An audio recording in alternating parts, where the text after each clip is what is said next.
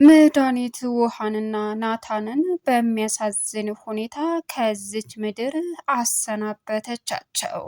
መድኃኒት አሁን ላይ ናታንን እበቀላለሁ ብላ ምግቡን መርዛም ሂጂና ለናታን ስጪ በማለትም እንግዲህ ውሃን በመስጠትም በሚያሳዝን ሁኔታ አልበላም ሲላት ውሃም ግጥም አርጋ በመብላት አስቀናሽ ብሎ ናታንም ምግቡን ሲበላ እንግዲህ ሁለታቸውም ትልቅ አደጋ ደረሰባቸው። አቶ ደረጀ የሚሆነው ግራ ገብቶት እየየ ቢልም የሚቀይረው ነገር የለም። ናታን የመጨረሻ አሁን ላይ የመድኃኒት አደጋ ሰለባ ሆኖ ይገኛል። ወይዘሮ ማርታ ያየችውንና የሰማችውን ማመን አቅቷት የገዛ ልጇን የገዛ እህቷ ድፍት ስታረጋት ለወሬስ ምን ይባላል በሚልም በሚያሳዝን ትልቅ ችግር በመፈጠሩ ወይዘሮ ማርታ የምትሆነው ግራ ገብቷት እንግዲህ እያለች ትገኛለች።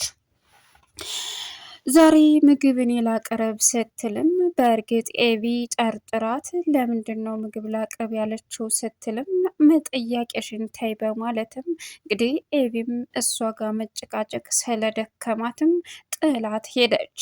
በዚህን ሰዓት ናታን አልበላም እናንተ ጋር አልመጣም ሲልም እቤቱ ክላሱ ድረስ መሄድ አለበት በማለትም ውሃን ደካማ ጎን ተጠቅማ ይዘሽ ሂጂ በማለትም ውሃንና ናታንም ደፍት ታረገቻቸው። መድኃኒት ይህን ልታረግበት የቻለችው ናታን የያዝከውን ቪዲዮ አጥፋ ስትለውም እንደማያጠፋ ግልጹን ሲነግራትም የመጨረሻ አሁን ላይ አንተ አሜሪካ ሄጄ ሞቷል የሚባል ወሬ ስሰማ ነው ሁሉንም እውነታ አውጥቼ የምዘረግፈው በማለትም እንግዲህ በእቅድ ላይ ትገኛለች። ሰላም ውድና የተከበራችሁ ዙዙነት ሚዲያ ቤተሰቦች እንዴት ናችሁልኝ? ሰላማችሁ ይብዛልኝ። ለዚህ ቻናል አዲስ የሆናችሁ ሰብስክራይብ ያደረጋችሁ ቪዲዮውን እስከ መጨረሻው ተከታተሉ።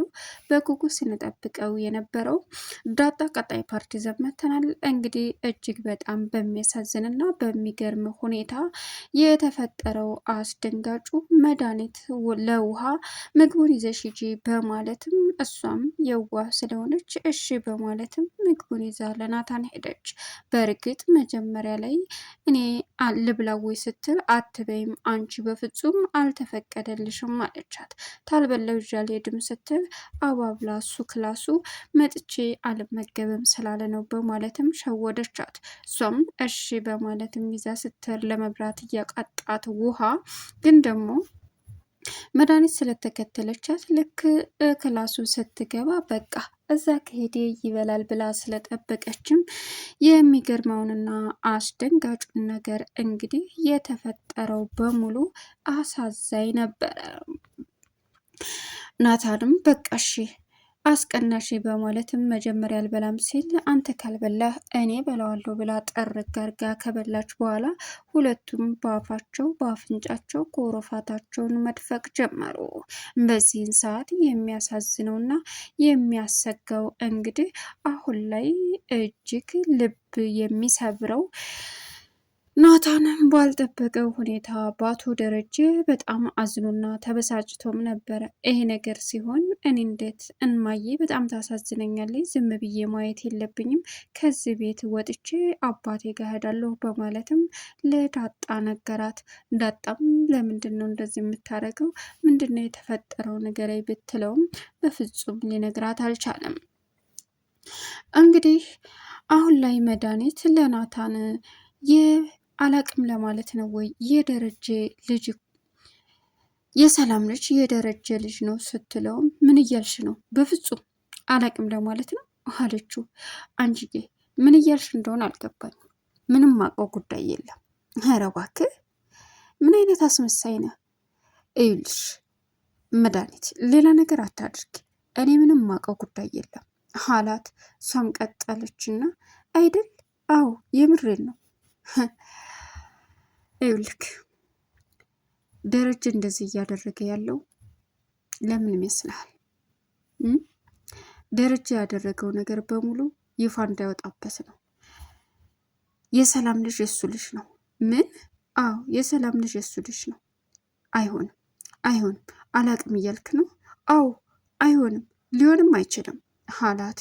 እንግዳው ስምነኝ የሱ ነው። ስለዚህ እንደዛ ከሆነ እማዬ ግፍ ተሰርቶባታል። የእውነት አላት። አዎ እውነታው ይሄ ነው። ስለዚህ ምንም በል ምንም በቃ አሁን እና ምንድን ነው አንድ ነገር እንድታደርግልኝ እፈልጋለሁ እኮ። ምንድን ነው? ይኸውልህ ቪዲዮውን አጥፋልኝ፣ የፈለግሽውን ነገር አድርጊ፣ እኔ እሱም ማድረግ አልችልም አላት። እሺ ጠብቅ፣ እኔ ወደ አሜሪካ ይዤ ልሄድ። አላደርገውም በፍጹም። እንግዳውስ እመነኝ፣ ምን እንደማደርግን ያሳያለሁ አለችና ጥላው ሄደች። ናታን ደረጀ ጋር ሄዶ በክፋት ማየት ጀመረ። በዚህን ሰዓት በክፋት ሲያየው ምንና ልጄ ናታን በዚህ በጠዋት ቢሮ ድረስ የመጣው ለምንድን ነው አለው። አይ ለምንም አባዬ፣ ምንና ነው ደግሞ አስተያየትህ ከባድ ነው። ምንም አልሆንኩም። እና ምንናል መድኃኒት ጋር ተጣላችሁ እንዴ? አባዬ ምንም ሳትደብቅ እውነታውን ንገረኝ። የሰላም ልጅ ያንተ ልጅ ነው? ምን? እንዴት አወቅ? መድኃኒት ሁሉንም ነገር ነግራኛለች። እየተጣላችሁ ያላችሁበትም በሱ ምክንያት እንደሆነ ነግራኛለች። እውነታውን ንገረኝ ሲለው ናታን እኔ ፈልጌ እንዳላደረግኩት ይገባል። ምንም ነገር ማለት አዎ፣ አየህ አንተም ጠላኝ። አልገባኝ። ይኸውልህ ናታን እኔ በፍጹም አለ በቃ ምንም ነገር ልልህ አልችልም በማለትም እማዬን የደባ ሰርተባታል። በጣም ያሳፍራል። እንደዚህ አሳዝነኝ አታውቅም፣ ግን በጣም ይከብዳል አለ ናታን። እባክህ ሲለውም ጥሎት ሄደ።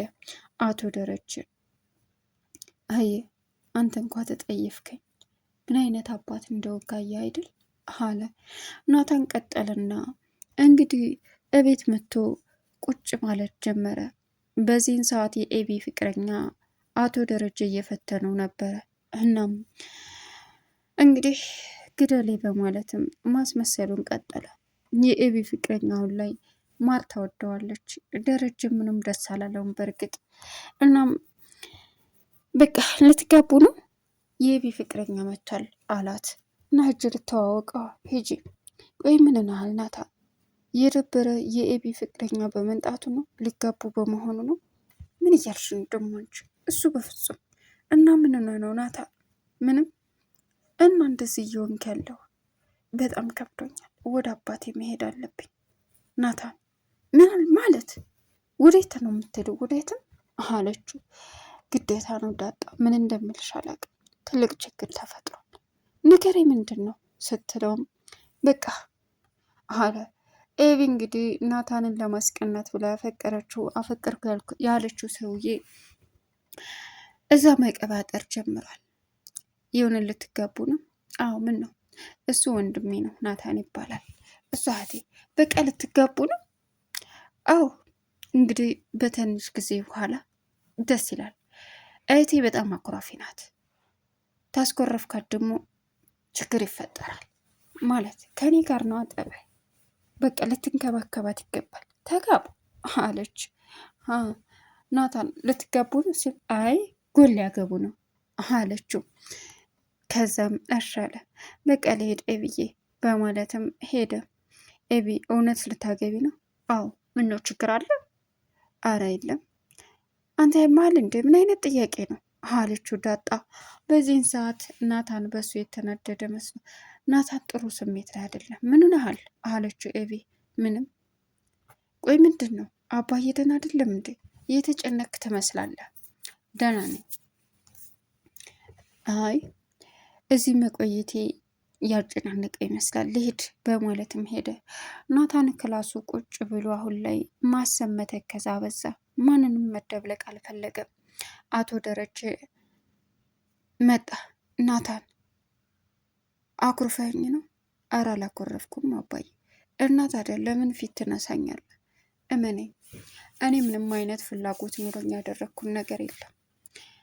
አባዬ ምንም በለው ምንም እዩልክ ናታን የመጀመሪያ ልጅን ጥለሃል ብላ እኔ ሰክሬ ሰላም ተበቀለች። ሁለተኛው ላይ ተረከሰ። ዳጣን ለመተካት ብላ ይሄን አረገች። እኔ ፈልጌው አይደለም ሲልም ሁሉም ይህም ብለው ይህም ትልቅ ግፍ ነው የተሰራው። ሰላምስ በዚህ ደረጃ እንደዚህ ክፉ መሆኗ በጣም ከባድ ነው። አየህ ክፉ አባት ነኝ አንተም ተጠየፍከኝ ሲለው አባዬ እኔ ተጠይፌ አይደለም መሄዱን ተውከው? አይ አልተውኩትም አባዬ አለ። እሺ አለ። መድኃኒት እንግዲህ ወጥታ አርጁንን ደውላ ኤቤ ልታገባ ነው አለችው። በፍጹም እንደዛ ሊሆን አይችልም። በቃ እሱን ተወው እባክህ። ማለት ናታንን ዳጣን ነው የሚያፈቅረው። ተኔ ውጭ እሷ ማንንም አታገባም። አልቀረብም ሌላ አዲስ ሰው ልታገባ ነው አለችው። እንደዛ ሊሆን አይችልም ሲላትም በቃ እሱን ተው፣ ወደ እኔ እንመለስ፣ ንገሪኝ እውነታውን። በቃ አልታገባም አለችው። እሺ ምንድን ነው? አሁን ባለፈ ሰው ያስላከል ሰው ከሰው የተቀበልከውን አንተ እንድትገዛል ይፈልጋለሁ። ማለትማ መርዙን። ምን? ለምንድን? ለውሻ ለጥላት። ጥላት የማን ነው? እኔ ጥላት የለኝም። ለውሻ ልበልክ ማለት አንተ ጅብ ነህ ጥላት ውሻ እያልሽኝ ነው? ያው በለው። ቆይ ምንድን ነው? ለሰው ከሆነ አልገዛም። ምንም ይሁን ምንም ለውሻ ነው። አይ አላምንሽ። 10,000 ብር ልስጥ። እንዴ 10,000 ብር አልበዛም አላት። አንሰ ማለት ልቀንሰ አለችው። 5 ይሁንል። አይ 10ሩንም አርጊውና በዛው ገዛልሻለሁ አላት። እሺ አርጁን ገዝቶ መጣላት። ናታንን የመጨረሻ ግዴታ እንትን ማለት አለብኝ ማለቴ አንተ ሞተ ሲባል ነው አሜሪካ ሄጄ ስሰማ ሁሉንም እውነታ ማውጣት ያለብኝ። ፕራይቬሲን ሳታጠፋ መቼም ቢሆን ልፋታ አልችልም እያለች ማሰብ ጀመረች። እሱም እንግዲህ ጨንቆታል። ወይዘሮ ማርታና መድኃኒት ማውራት ጀመሩ። በዚህን ሰዓት ለተፈጠረው ነገር በሙሉ እንግዲህ ተጠያቂው ማን ይሆናል? ማርታ አንቺ አትነቂም፣ ልሄድ ነው በቃ። ወደ የት? በቃ ትራንዚሽን ቆርጫለሁ። ደስ ይላል። አዎ አንድ ቀን መድኃኒት የት ነሽ ብለሽ የምትፈልጊበት ጊዜ አለ። መቼ ነው ማጣሽ? አላጣሽም አንቺን መቼም። እሺ ይሆንልሽ፣ ግን ቤት ውስጥ እየተጫወቱብሽ እንደሆነ እፍ ጀመረሽ። አንቺ ከሄድሽ እኮ ቤቱ ጭር ይላል ከነ ክፋትሽ። ታዲያ ሰላምን አጠሪያትም ጀመረሽ። እንግዲህ ሴታውሽ አታውቂም እንዴ? አይ በቃ ተይው ስሬስሊ አለች። አሁን ላይ እንግዲህ መድኃኒቱ ስለመጣላት እናቷን ምግብ ላይ መቀመሟን አስባለች። እናም ምግብ ላቅርብ ብላ ወደ ክችን ዱብ ዱብ ስትል ኤቢ ለምንድን ነው አንቺ የምታቀርቢው አለቻት። ምን ችግር አለው? ጥያቄሽ አይበቃሽም አለች። እሺ እንደፈለግሽ ራስ ሲደርስ ጥሪኝ አለቻት። ለማርታ በርግጥ እኔ የምልሽ ማርቲ፣ ወይ ለምን ራት አላቀርብም እንዴ? ለምን? ልሄድ ስለሆነ። እሺ አቅርቢ፣ ተመቼ ወዲህ ደፍታ የሰራችው እንዳታበላሽባት አለች። ናታን ላይ ቀመማ ውሃና ናታን እንደፋቻቸው። ቻናሉ ሰብስክራይብ